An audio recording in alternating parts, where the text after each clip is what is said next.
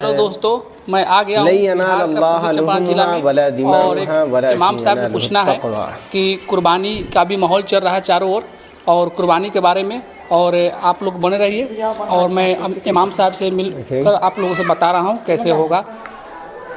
अस्सलाम वालेकुम। वालेकुम अस्सलाम। खैरियत? जी जी, बहुत खैरियत, बहुत अच्छा है। आप कहिए, आप अच्छे हैं? जी ठीक है। जी जी, पहले यह बताना चाहूँगा जी कि आप अपना नाम बता दीजिए इमाम साहब। जी, मेरा नाम कारी साजिद खान हुआ। जी जी जी, कारी साजिद खान। साजिद खान जी ठीक है।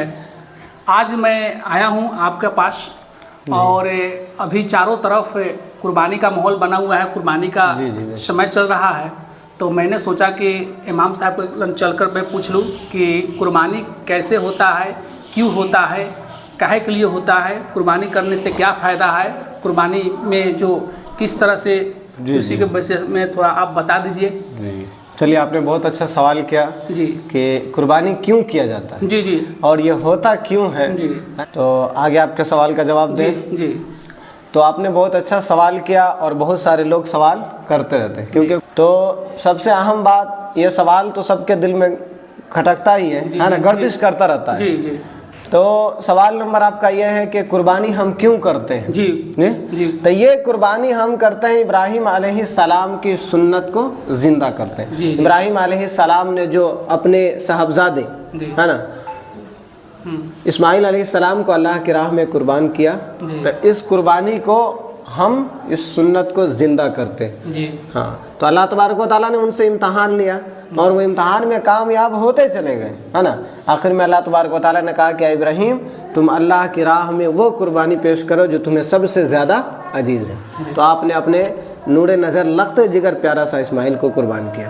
ठीक।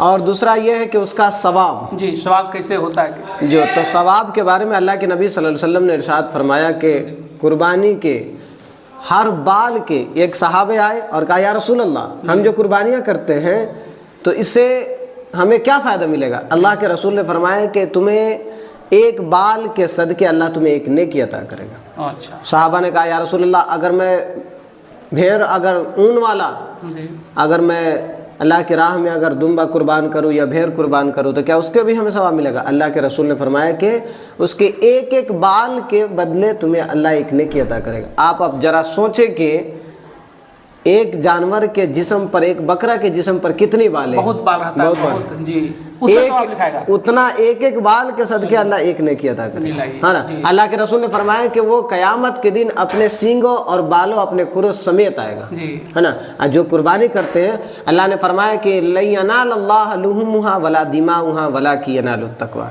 कि नहीं अल्लाह तबारक व तआला को उसका गोश्त पहुँचता है और नहीं उसका खून, बल्कि वलाकिन यनालुत तक़वा। अच्छा, एक और बात है इमाम साहब, कुर्बानी जो होती है तो उसको दुआ क्या पढ़ा जाता है कि जो मतलब, अच्छा, ज़बह करने का बहुत इम्पोर्टेंट, ये चीज़ बहुत ज़रूरी है ना।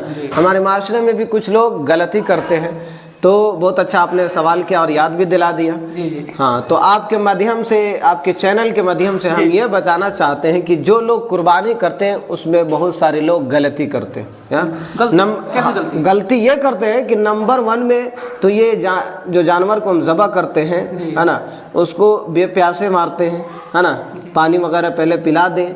और ये जो जानवर है ना, इसका मकाम अल्लाह ने बुलंद किया है, ये मकाम अल्लाह ने इसका, अब अल्लाह ने मकाम को बुलंद किया तभी तो एक एक बाल के सदके एक हमें नेकी अता कर रहा है। तो हमें चाहिए कि पहले चाकू को खूब हम तेज़ी कर ले नाजरीन, और उसके बाद तब हम जानवर को किबले रूख की, कि जिसके नाम से, और सबसे पहले लोग गलती करते हैं, जो ज़बह करने जाता है वो किसी के नाम से भी ज़बह कर देता है। नहीं, तो हम जो साहब निसाब है उसके नाम से हमें कुर्बानी करनी है। और उसमें क्या करना है कि सबसे पहले जानवर को जब किबला रुख लेटाएंगे तो दुआ पढ़ेंगे, है ना। वो अरबी में दुआ है, वो दुआ याद मुकम्मल होनी चाहिए, है ना। दुआ का बता दीजिए थोड़ा। जी जी, तो दुआ मैं आपके चैनल से बताना चाहता हूँ, जिन लोगों को, जो लोग अपने हाथों से बेहतर है कि ज़बह कर रहे हैं, लेकिन वो दुआ सही दुरुस्त होना चाहिए। वो दुआ यह है कि पहले हम किबला रुख लेटाएंगे और उसके गर्दन पे अपने पैर को रखेंगे, क्या जी। उसके गर्दन पे एक पैर को रख करके और उसके बाद तब क्या करेंगे कि हम छोड़ी उस पर पहले दुआ पढ़ेंगे, इन्नी वजहतु वजही लिल्लज़ी फ़तरस समावाति वल अर्ज़ हनीफ़न वमा अना मिनल मुशरिकीन इन्ना सलाती व नुस्की व महयाया व ममाती लिल्लाहि रब्बिल आलमीन ला शरीका लहु व बिज़ालिका उमिरतु व अना अव्वलुल मुस्लिमीन। इतना पढ़ने के बाद तब क्या करेंगे हम, अल्लाहुम्मा मिनका वलका बिस्मिल्लाह अल्लाहु अकबर कह करके छुरी को हम एकदम तेज़ चलाएंगे। और उसमें क्या लोग करते हैं कि थोड़ा सा छुरी चला करके और कसाब को दे देते हैं। 4 रग जो रगे हैं वो चारों रग हम अपने हाथों से पहले काटेंगे और काटने के बाद तब जिसके नाम से हम कुर्बानी कर रहे थे उसमें दुआ पढ़ेंगे, समझे। अब जैसे आपका नाम क्या है? शमीम आज़ाद। शमीम आज़ाद, तो उसमें हम दुआ पढ़ेंगे कि अल्लाहुम्मा तक़ब्बल मिन शमीम आज़ाद, उनके वालिद का बिनते नाम लेकर के, कमा तक़ब्बल मिन हबीबिका मुहम्मदिन व खलीलिका इब्राहीम अलैहिस्सलाम। ये है सुन्नत तरीका। अच्छा, यह जो दुआ आप पढ़े हैं जी, तो यह दुआ अरबी में कि उर्दू में है? ये दुआ अरबी में है। अच्छा, अरबी में। इसका हिंदी क्या होता है? हिंदी थोड़ा जी, तो इसका हिंदी भी इंशाअल्लाह हम अगली वीडियो में नाज़रीन को बता देंगे कि इसका तर्जुमा, इसका मीनिंग क्या है। जी, है ना। अच्छा, जो कुर्बानी जो होती है जी, तो वह खस्सी का जो गोश्त जो होता है को भागों में बटाता है? जी, ये बहुत इंपॉर्टेंट सवाल है। उसमें 3 हिस्से, क्या जी, अल्लाह के नबी ने फरमाया कि 3 हिस्से गोश्त के करो, एक हिस्सा जो है वो अपने लिए रखें, है ना, और एक हिस्सा गरीबों में तकसीम कर दे और एक हिस्सा रिश्तेदारों में।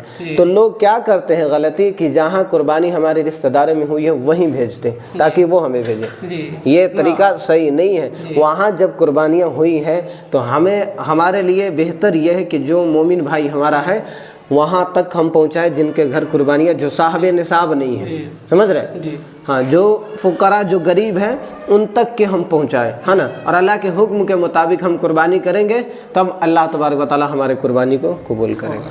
बहुत बिल्कुल। अच्छा, एक और बात है कि जो कुर्बानी जो किस पर करने के लिए जायज़ होता है, किस पर जो है कि नहीं होता है? वाजिब सब आदमी को होता है कि कोई? जी, अब आपने सवाल किया कि किस पर कुर्बानी वाजिब। के पास 60-70 हज़ार रुपए है, यानी 52 तोला चांदी। जी, 52 तोला चांदी। अब उसका निसाब लगाया जाएगा। आप मार्केट में पता कीजिएगा कि क्या उसका कीमत है। उतना अगर आपके पास माल है या उतना अगर पैसा नहीं है, उतना अगर आपके पास 52 तोला चांदी है तो आप साहब निसाब है। अगर 20,000 रुपये आपके पास है, आपने कोई दुकान किया है जिसमें आपका तिजारत लगा हुआ है 50,000, तो आप साहब निसाब हो गए। आपको अपनी तरफ से कुर्बानी करना वाजिब। नाजरीन, बहुत सारे लोग इसमें गलती करते हैं।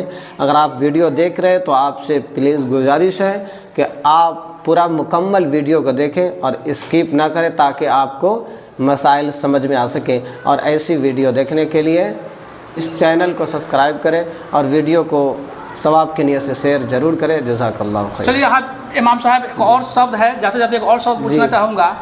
जो कुर्बानी जो होती है उसका जो गोश्त जो होता है, मतलब खिलाने के लिए सभी को खिलाया जाता है कि सिर्फ जो अपने में खाया जाता है? अच्छा, आप ये सवाल करना चाहते हैं कि जो कुर्बानियाँ हैं उसका गोश्त क्या हम गैर मुस्लिम को खिला सकते हैं? हाँ। तो बिल्कुल उसका गोश्त हम गैर मुस्लिम को या तो उसके घर में भेज सकते हैं या अपने बेहतर तरीका यह है कि ताकि वो गलत चीज़ के साथ, हराम चीज़ के साथ इस्तेमाल ना करे, तो अपने घर पर बुला करके उसको खिला सकते हैं। इसमें कोई हर्ज की बात नहीं। बहुत अच्छा। देखिए, इमाम साहब कहना है कि कुर्बानी हो रही है, जो खस्सी का गोश्त जो है कि आप खिला सकते हैं, हिंदू भाई को भी खिला सकते हैं, उनका घर पे भी भेज सकते हैं और बुला के भी खिला सकते हैं। बहुत बहुत अच्छा बात है। एक और बात है इमाम साहब, जो कुर्बानी जो होती है तो यह कुर्बानी यानी कि कितने दिन तक चलती है? ये कुर्बानी 3 दिन अय्याम में, क्या 3 दिन तक चलती है? 10, 11, 12 जी, 3 दिन। 12 ज़िलहिज्जा को असर से पहले असर तक के कुर्बानी का वक्त ख़त्म हो जाता है ना। तो यह 3 दिन कुर्बानी जो होती है, तो फर्स्ट दिन, सेकेंड दिन, थर्ड दिन, ये कैसे होता है? ये बेहतर ये है कि आप पहले दिन ही करें। फर्स्ट दिन जी, उसका मकाम पहले दिन आप करेंगे तो उसका सवाब अल्लाह ताला को आपको ज़्यादा पहुँचेगा। और बेहतर ये है कि हमारे जो सहाबा इकराम ने, जो नबी सल्लल्लाहु अलैहि वसल्लम ने जिस तरीके से हुक्म दिया है, तो पहला दिन ही बेहतर अव्वल दिन जो है ना, बेस्ट सबसे दिन वो पहला दिन है। तो चाहिए कि पहला दिन ही करें, और रात में भी कर सकते हैं कुर्बानी, कोई अर्ज नहीं है, लेकिन बत्ती का इंतजाम हो। दिन में भी हम कर सकते हैं, है ना। और तीसरा दिन, बहुत सारे लोग ये भी सवाल करता है कि जानवर के बारे में उम्र क्या है, तो बकरा बकरी का 1 साल उम्र मुकम्मल होना ये ज़रूरी। अगर मिसाल के तौर पे किसी ने बकरा खरीदा और तीसरे बकरा ईद को 3 दिन में होती है, तो अगर पिछले साल जन्म दी थी उस टाइम उसका 1 साल मुकम्मल हो जाएगा, 1 ईयर मुकम्मल होगा, तो उसकी कुर्बानी हम असर से पहले कर सकते हैं। जी, फर्स्ट दिन जो कुर्बानी जो होती है उसमें ज़्यादा स्वाब मिलती है और बहुत अच्छा है। तो मैं आया था इमाम साहब के पास, तो इमाम साहब जो कुर्बानी के लेकर जो बताए आप लोगों के बीच, तो